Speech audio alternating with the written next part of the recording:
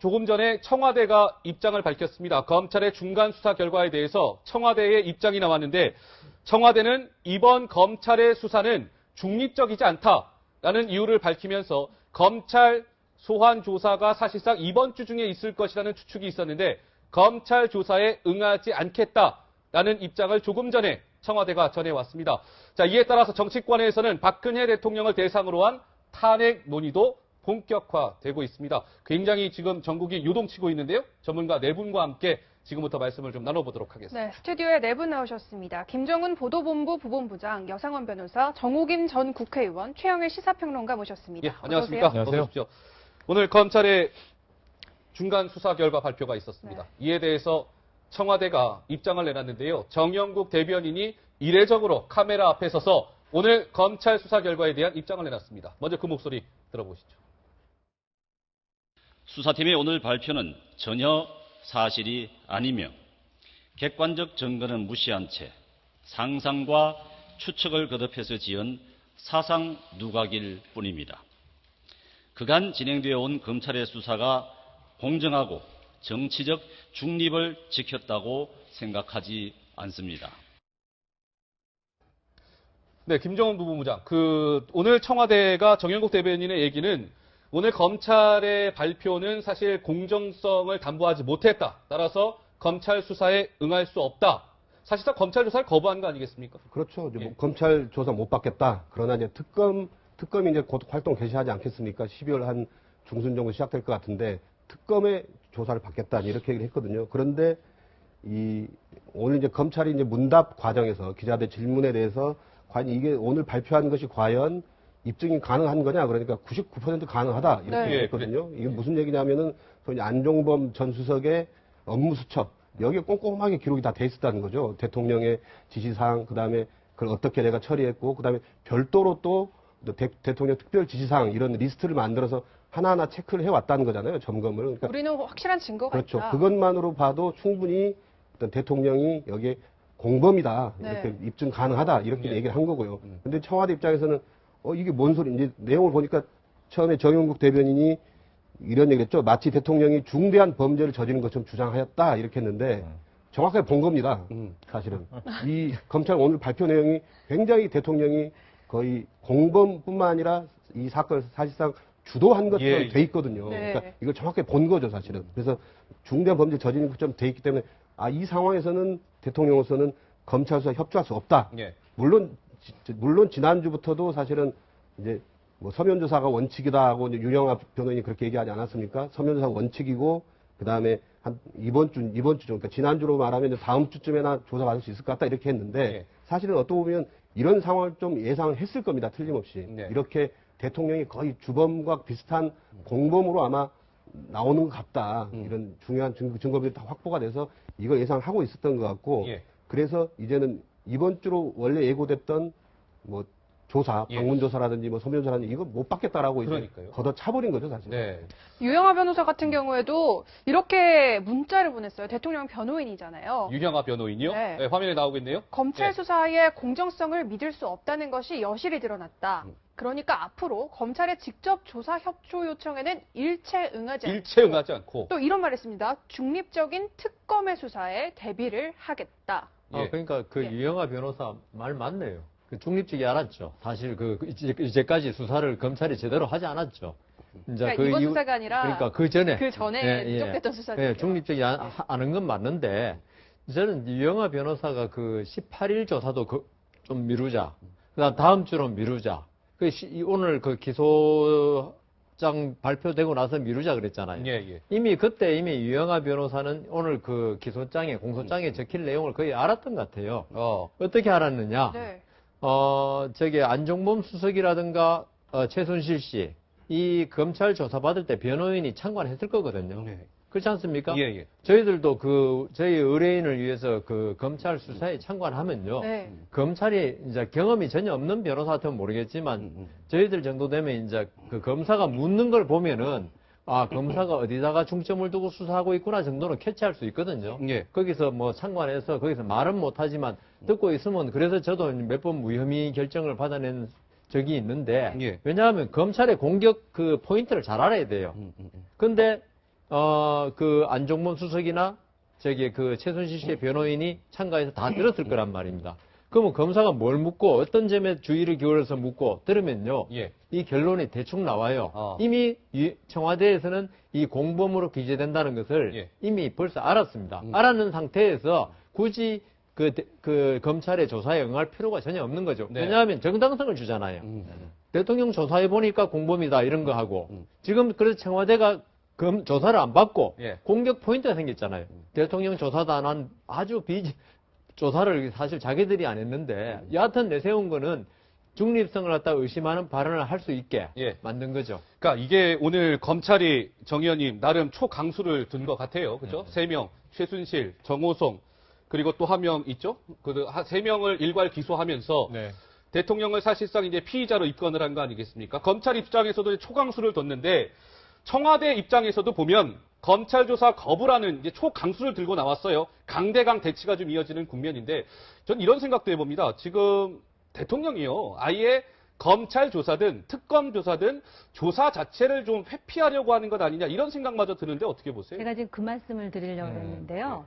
초강수를 이제 검찰이 두었다고 이렇게 말씀하셨는데 사실은 여태까지 검찰이 신뢰가 떨어질 정도로 제대로 제 기능을 못하다가 이제서야 제대로 했는데 하필이면 대한민국 정치사 초유의 대통령을 피의자로 지금 적시하는 상황이니까 초강수로 이제 보이는 거고 지금 정영국 대변인이나 또는 그 유영아 변호사가 지금 굉장히 강력하게 반발하면서 중립성을 의심하면서 중립적인 특검 운운하는 거는 특검도 또 이 청와대가 중립적이 아니라고 판단하면 안 받겠다라는 그런 암시를 지금 내포하고 있는 거거든요. 예. 그런데 정영국 대변인이나 유영아 청와대가 이걸 거부했다고 저는 생각하지 않아요. 대통령이 거부하기 때문에 대통령이 담화 때 뭐라고 하셨습니까? 수사 받겠다 했고 특검도 받겠다고 해놓으시고 네. 지난주에 유영아 변호사를 통해 가지고선 다음 주로 미루면서 검찰 조사가 마무리 되는 대로라는 전제를 붙이다가 지금은 이제 중립성을 얘기하는데 예. 저는 갑자기 내가 이 말씀을 드려야 될지 모르겠는데 저는 이게 대통령의 생각이라는 그 느낌이 확 드는 이유가 2012년 대선 때였습니다. 그때 이제 대선 후보들 간에 토론이 있었는데 쭉 3자 토론을 했었죠. 네. 근데 그 당시에 이정희 후보가 상당히 자극적인 공격을 많이 하지 않았었습니까? 떨어뜨리기 그래서 위해서 3차 토론을 준비하는데 이정희라는 변수를 고려해가지고 준비를 했는데 갑자기 후보로부터 이제 자기 사퇴를 하지 않습니까? 그래서 이제 양자 토론이 되자 그 당시에 제가 듣기로는 대통령 후보께서 토론 안 하겠다고 그렇게 하셔가지고 한쪽에서는 그래도 하셔야 됩니다라고 하는 쪽이 있었고 예. 한쪽에서는 지금 이 정영국이나 유영아처럼 그럼 안 하는 걸로 하고 이제 무슨 나가가지고서 무슨 성명을 발표한다 그랬는데 결국은 설득을 해가지고 토론을 하셨어요. 만약에 그때 토론에 임하지 않았으면 51.6대 48이었는데 달라졌겠죠. 달라졌을 수도 있거든요. 그런데 더 재밌는 거는 그때 정말 그 심각한 마음으로 토론을 해야 된다고 한 사람들은 인수위라든지 이런 데서 배제되고 그때 이제 토론 안 하겠다 그럴 때 같이 장단을 맞춘 사람들은 전부 인수위로 누구라고 제가 말씀을 안 드리겠지만 그러니까 제가 지금 걱정하는 게 지금 청와대의 분위기도 지금 정도는 이렇게 가셔야 됩니다라고 말하는 참모가 지금 하나도 없는 게 아니냐. 대통령이 이렇게 하겠다 그러면 무조건 거기에 맞춰서 세상 사람들이 웃거나 조롱하거나 말거나 중립성 운운하면서 이런 상황이 벌어지는 게 아닌가. 물론 개인적인 추정이긴 합니다만 예. 걱정이 되는 부분이죠. 자, 현재 대통령이 헌정사상 처음으로 이제 네. 피의자 신분으로 입건이 된 것도 처음 있는 일이지만 저는 이건 역시도 좀 처음 보는 풍경이 아닌가 싶습니다. 특별수사본부가 꾸려져서 검찰이 그동안 아주 치밀하게 수사를 해오지 않았습니까? 네. 그에 대한 결과를 발표했는데 그렇죠.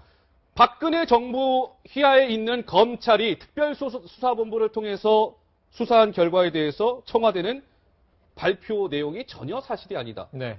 상상과 추측을 거듭해서 지은 검찰의 사상 누각이다. 네. 라는 게 정영국 대변인의 이야기예요. 이 역시도 좀 코미디 같은 일 아닙니까? 코미디일 뿐만 아니라 전 굉장히 참담하고 슬픈 일이라는 생각이 드는데요. 결국은 국정의 정점에 계신 대통령이 지금 현재 이 시점에 본인이 이 엄중한 형사적인 상황에 같이 엮여 있는 것에 대해서 사상 누각의 판단을 하고 계시다.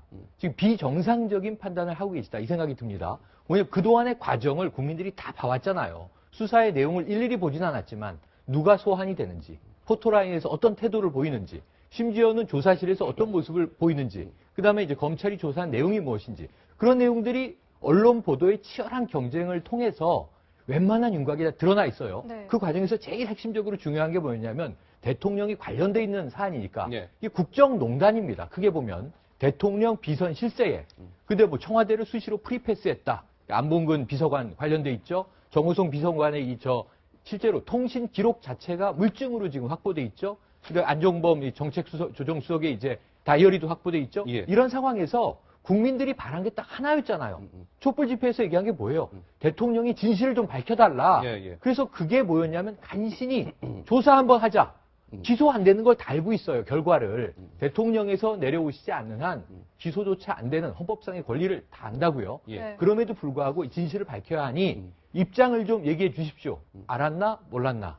O냐 X냐. 예스냐 노냐. 다만 이걸 서면으로 하면 너무 신뢰가 안 갈 것 같습니다. 예, 예. 방문조사든 소환조사든 대면조사 합시다.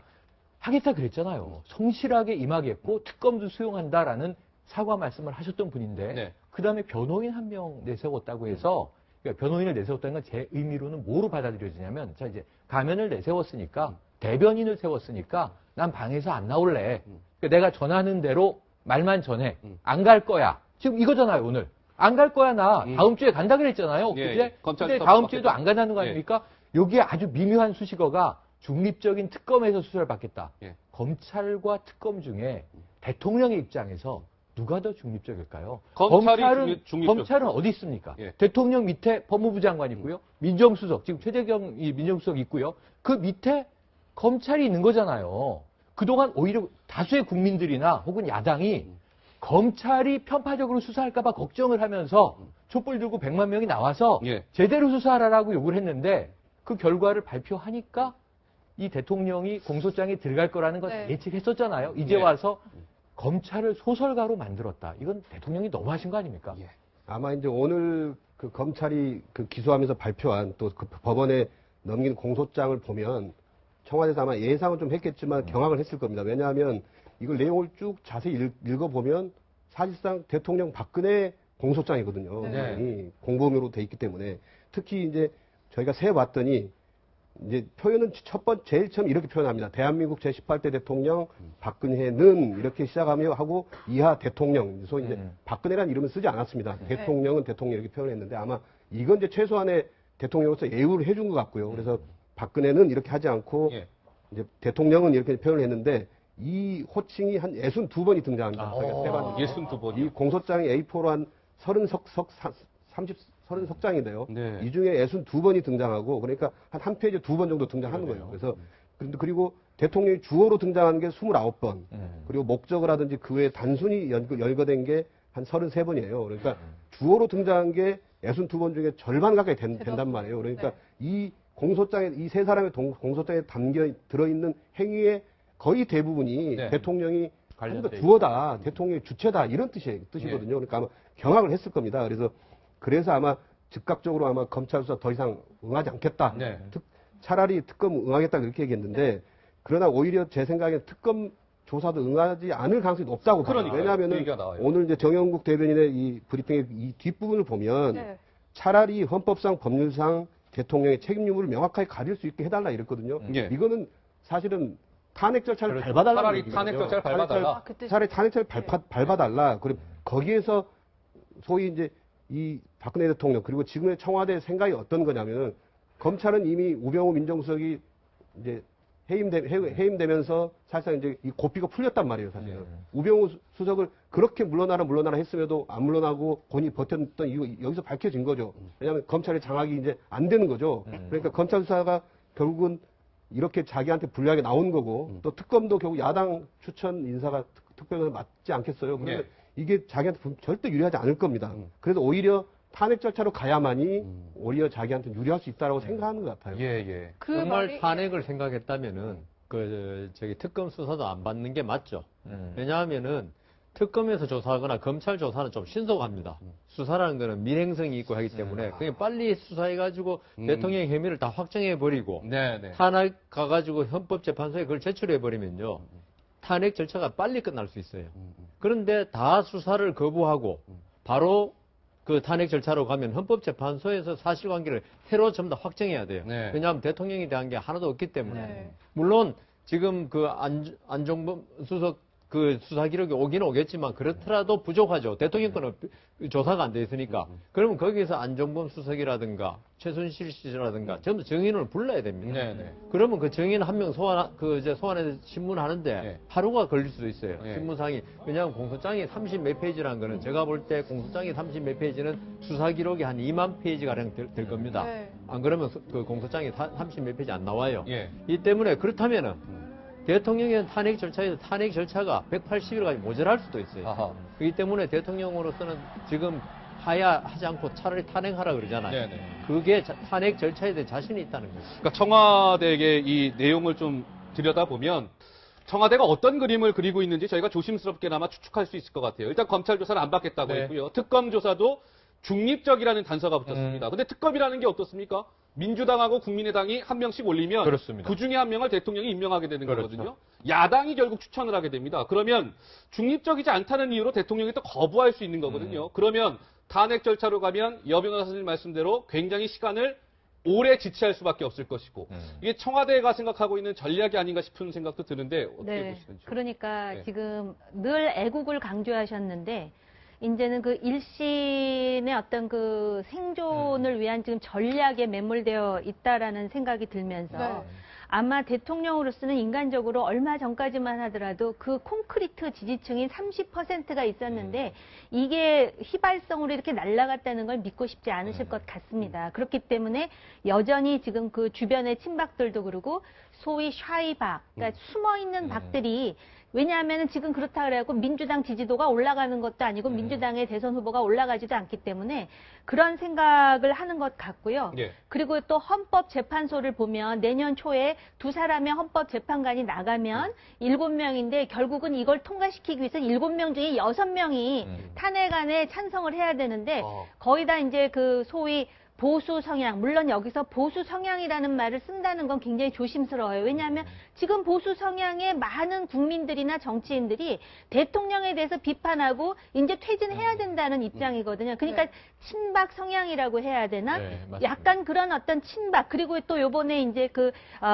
민중들이 이렇게 이제 시위를 할 때 소위 박사모라 그래서 상당히 많은 예. 수가 나왔고 이런 거에 대한 기대감을 아직 저버리지 않고 또 그들 나름대로의 어떤 그런 정치공학적 전략에 의하면 지금 어쨌든 지금 수사 받으면서도 수모당했다고 생각할 것이고 특검도 마찬가지고 또 특검을 안 하더라도 국정조사는 또 해야 되는 거 아닙니까? 이런 상황에서 탄핵으로 해가지고 내가 한번 배팅을 해보겠다라는 것이 자기네들의 합리적 결론이다 이렇게 생각할 수는 있습니다. 예. 그런데 이제 이게 박근혜 대통령 쪽, 특히 또 청와대 쪽에 계산 차고일 수 있어요. 왜냐하면 좀 길게 가서 탄핵으로 가면 유리할 수 있을 거다 이렇게 생각하는 거거든요. 그런데 시간이 갈수록 어떤 일이 벌어지냐면 이제 특검 수사 벌어진단 말이에요. 오늘 검찰의 그 공소장에 나타난 부분은 어떻게 보면 일부일 겁니다. 틀림없이. 예. 박근혜 대통령이 관여했던 부분, 그다음에 최순실 씨가 했던 행동들, 행위들 이런 것들이 어떻게 보면 100% 전부가 아니라고 봐야 돼요. 앞으로 더 사실은. 추가할 수 더 있는. 나올 수가 있고 네. 또 다른 게 더 나올 수가 있거든요. 그래서 시간이 갈수록 뭔가 시간을 벌면 헌법재판소 가면 자기가 좀 더 유리할 수 있다고 생각할 수 있는데 왜냐하면 9명 중 6명의 어떤 찬성을 받아야 이제 예, 탄핵 그렇죠. 소추가 되는 거 탄핵이 되는 거 아닙니까? 그렇게 유리하게 생각할 수 있는데 실은 또 특검 수사하게 되고 오히려 시간이 가면 갈수록 오히려 더 불리해질 수가 있어요, 사실은. 이 부분을 정확하게 생각을 하고 계산해야 될 거라고 생각이 듭니다. 예. 네, 이번에 검찰의 공소장을 아주 자세히 들여다보면요. 앞선 두 번의 박 대통령의 사과는 전혀 다른 내용들을 발견할 수가 있습니다. 그렇죠. 바로 이 이야기 먼저 들어봐야 될 텐데요. 어떤 부분이 다른지 함께 들어보시죠. 최순실 씨는 과거 제가 어려움을 겪을 때 도와준 인연으로 지난 대선 때 주로 연설이나 홍보 등의 분야에서 저의 선거 운동이 국민들에게 어떻게 전달되는지에 대해 개인적인 의견이나 소감을 전달해주는 역할을 하였습니다.